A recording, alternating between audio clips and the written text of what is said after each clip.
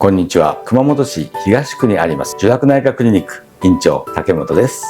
私たちのクリニックでは皆様が人生120年を活動的に楽しんでいただけるようにアンチエイジングの3本の矢を皆様にご提供させていただいております。本日はその中のエクソソームについてお話しします。最近の研究ではエクソソームが細胞間通信を行う際に特定の情報や成分を運ぶことが示されており、その中には細胞の再生や修復を促進する可能性のある成分が含まれていることがあります。これによりアンチエイジング治療や再生医療の分野で応用が期待されています。ではまず体の中での情報伝達とその役割についてご説明しましょう。生命を維持していくために人体を取り巻く外部環境、例えば気温や湿度、病原微生物の有無など、それらが変化しても体が活発に活動しても細胞を取り巻く内部環境は常に一定程度に保たれています。これをホメオスタシスと言います。例えば気温が変わっても体温は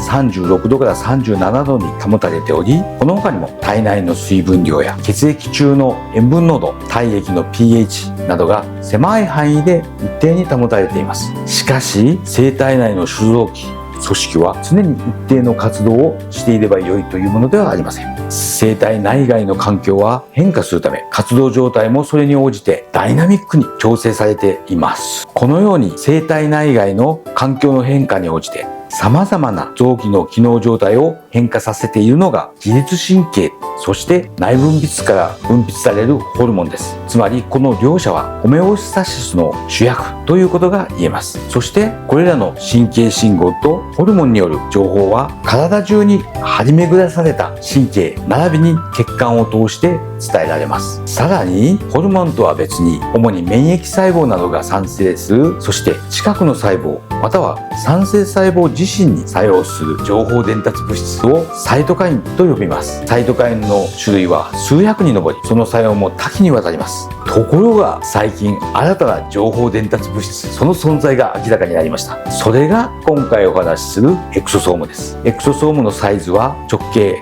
50から200ナノメーター、そしてタンパク質、リン脂質、核酸および細胞によって分泌されるその他の物質が含まれており、それらは細胞間コミュニケーションのメッセンジャーとして機能します。エクソソームは脂質二重層で形成されているため、酵素などによって破壊されにくく、血液中、尿中、あるいは培養細胞の調整中でも安定な状態を保つことができます。エクソソームによって運ばれる分子は放出する細胞から他の細胞へに情報を伝達するという重要な役割を担っています。これらのメッセージにより情報を受け取った細胞は周囲の生物学的出来事を認識して、そしてどのように次に反応するかということを誘導させられ変化していきます。以前呪楽内科クリニックのホームページに掲載している細胞老化と老衰、限りある人生を自然に見とるという記事の中に書きましたように、細胞老化はサスプという因子を介して周りの細胞に広がっていきます。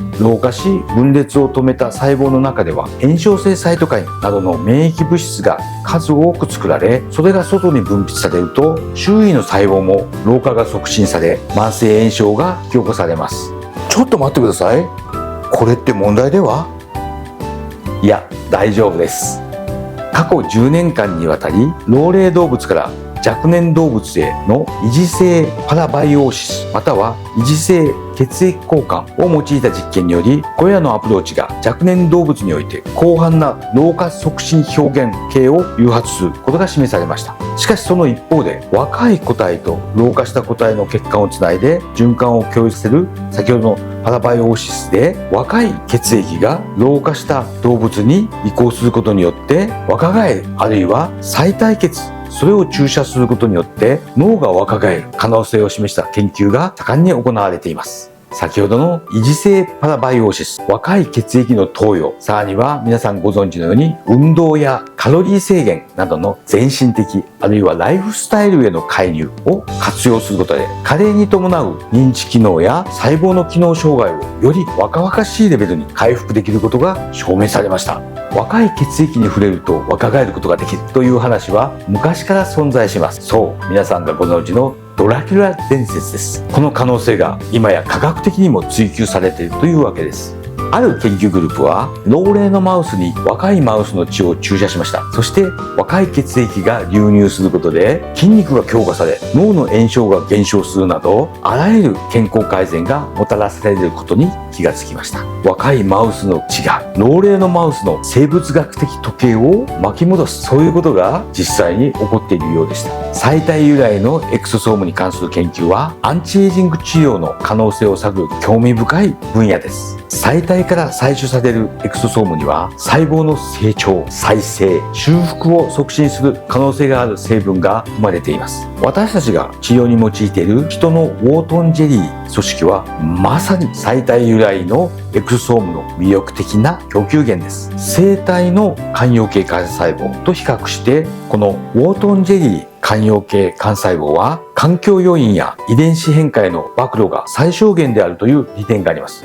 つまり大人になるまでいろんな因子を受けていないということですよね。そして細胞及び組織の恒常性を維持する能力を持つ生理活性分子が豊富に含まれています。これらのエクソソームには細胞の老化プロセスを減少させ、または逆転させるのに役立つかもしれない成分が含まれているという研究報告があります。また再生医療や組織修復においても臍帯由来のエクソソームが細胞の再生を助ける可能性があります。このように私たちのクリニックでは最も若い情報伝達物質であるウォートンジェリーエクソソームを投与することで造血幹細胞、その前駆細胞の回復、脳機能の改善、筋肉強化など様々な若返りを皆様に実感していただきたいと思っております。どうぞご期待ください。